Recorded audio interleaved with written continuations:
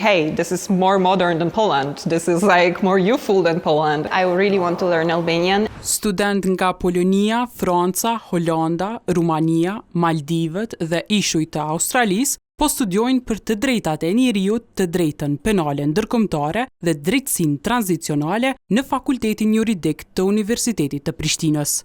Pjesë e këtij programi master është hulumtuesja Veronika Knovska nga Polonia, e cila po qëndron në Prishtinë për të studiuar dhe punuar, por jo për herë të parë. 27 vjeçarja që nga viti 2022 ka punuar me kosovarët dhe kishte qenë duke udhëhequr një trajnim në Prizren, kur e kishte kuptuar për mundësinë për të studiuar në UP. Përveç në Varshavë, Knovska ka studiuar një vit edhe në kryeqytetin grek, Athinë.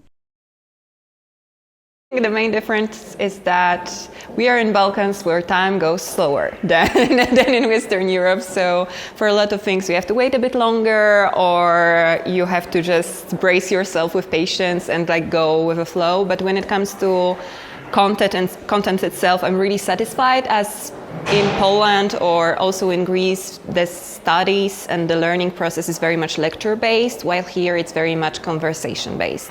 And for me, as a person who's going also from non-formal education system, is something very important, because to learn we actually have to communicate with each other.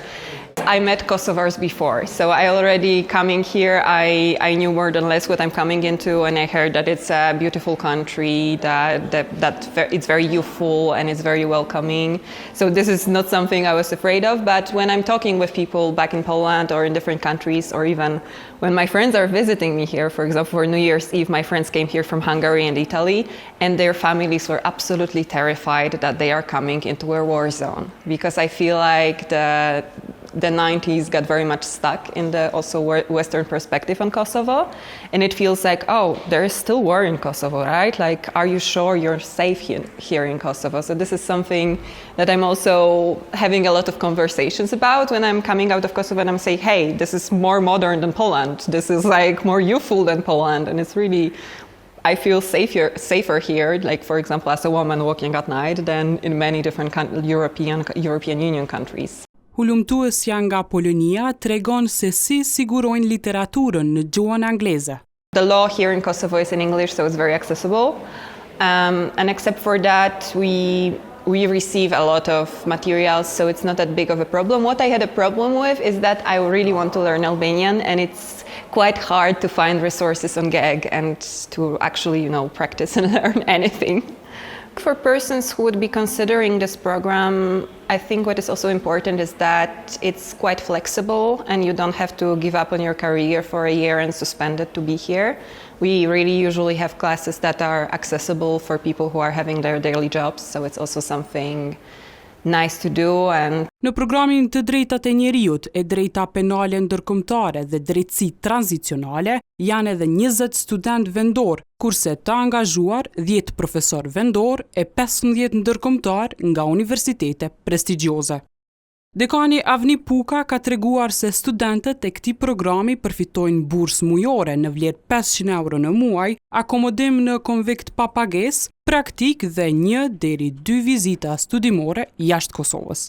Me qenë se jemi vend i dalën nga lufta, ka qenë si detyrim, themi, i joni që në rolin e nga perspektiva akademike ta adresojmë të kaluarën.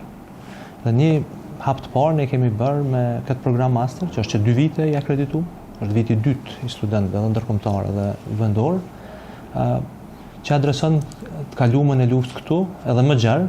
Ne synojmë përmes kësaj Universitetin e Prishtinës, Fakultetin Juridik, po edhe Kosovën ta bëjmë si referencë nesër të studimit, hulumtimit të kësaj fushë, sepse ka të bëjë me të kaluarën tonë. Vitin e kaluar kemi pas 10 studentë që përmenda, Spanjë, një ka qenë, Serbi, që e studentja parë pas luftës që studion e rregullt në Universitetin e Prishtinës, Turqi, po kryesisht pjesa tjetër prej Afrikës, si Ganë, Egjipt, Sudan Jugor, Nigeri, tjera.